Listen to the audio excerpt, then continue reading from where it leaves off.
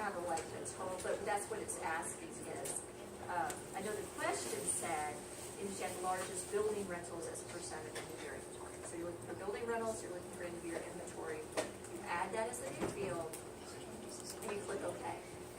This did not show up as a percent. Okay, it showed up as a dollar, which is looking really small because some of them are small numbers. So I do need to format this. I really do need to format this one to get it to be a percent with a couple decimal places. And I don't easily answer this question without sorting. Bottom line, the answer to the question of which industry had the largest building rental as a percent of end of year inventory is the printing and related support activities.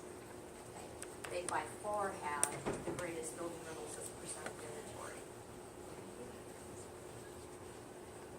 One more of these, so we're going to do something with it. Which industry had the highest overall pay per employee in 2009? You know what, I'll just make that 2009 right now. Overall meaning, before when we did it, we did just production workers. Now we're including everybody. Okay? And you notice at the top of our list, we have number of employees and we have annual payroll. So we do have those two things, so we're easily able to calculate yet another field. So I go into fields, items, and sets to get a calculated field. Pay per employee.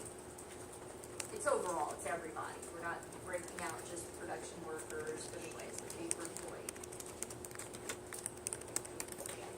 So the annual payroll is right there. These are real close to the top, so it's easy.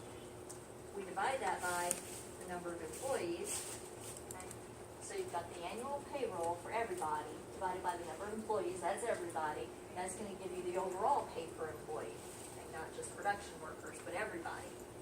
And when I click to add that as a field, and then I click OK, I am going to format this for currency. I am going to sort this. But here's the deal. I'm kind of thinking that our employees aren't annually making $82.92. Not around here. Okay, so I'm thinking there's something a little wrong with that formula.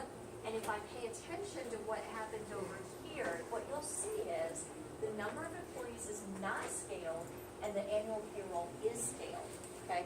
Every time we did one of these calculations before, they were scaled by the same amount. Scaled by 1,000, scaled by 1,000. So you divided as a wash. Okay, same thing on the next one, same thing. So they were scaled, both the denominator and the numerator were scaled in the same way. So we didn't have any problem. Here we do have a problem. Here we do have a problem.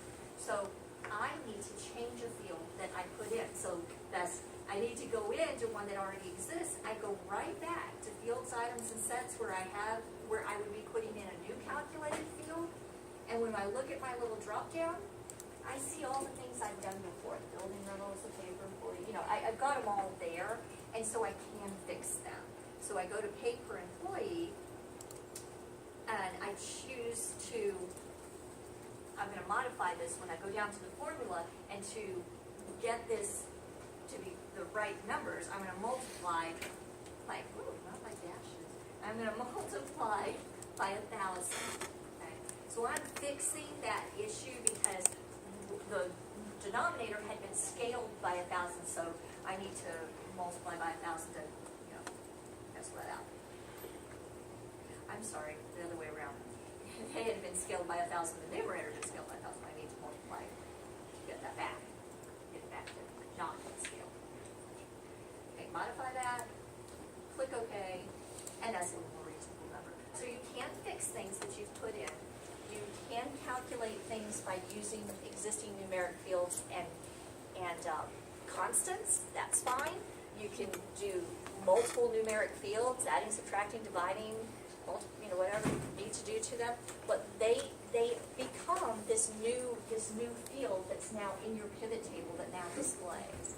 And that's a little bit different than when we just used, if I can find it, a right click to be, no, that wasn't the one. Well, I don't know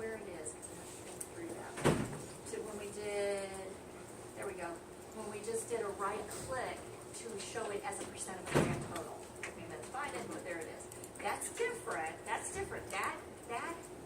Excel has the ability to do already. Yeah, now I recognize we're showing, but we're taking a field and showing it in a different way.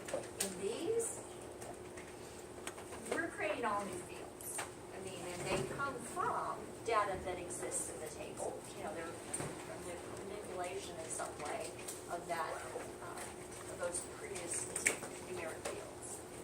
Okay, for the quiz on Tuesday, you do not come here. You go to CBB 126. You do have to come at the class time that you're registered for. I really have to say that here because more people come here. But you've got to go to the class time that you're registered for, CBB 126. All you need is your ID. And I was right in the middle, I'm going to go do it right now, put the review sheet out, but there's 3 questions. Okay, there's form control, there's a filter, and it's an advanced filter, and there's a pivot table. Do you need to be able to maybe put match or index? Yes, that's why those are on your practice problems as well. You need to be able to make other calculations, which might involve those, and also to be able to conditionally filter. Okay, that's on the review sheet, and I'm going to put that review sheet out. If you have any questions, like if you go home and you start practicing that, because this is the only way you're going to get this is just practice, practice, practice with it. But you run into any, stumbling blocks and you can't figure it out. Chris is here tomorrow from like 1 to 4, and Ann is here on Monday from about 10 to 2. Look at Blackboard, I'm not sure the exact hours. But they're here Friday and they're here Monday. So if you do take advantage of those resources, that's what they're here for. Okay, so they can help you with this.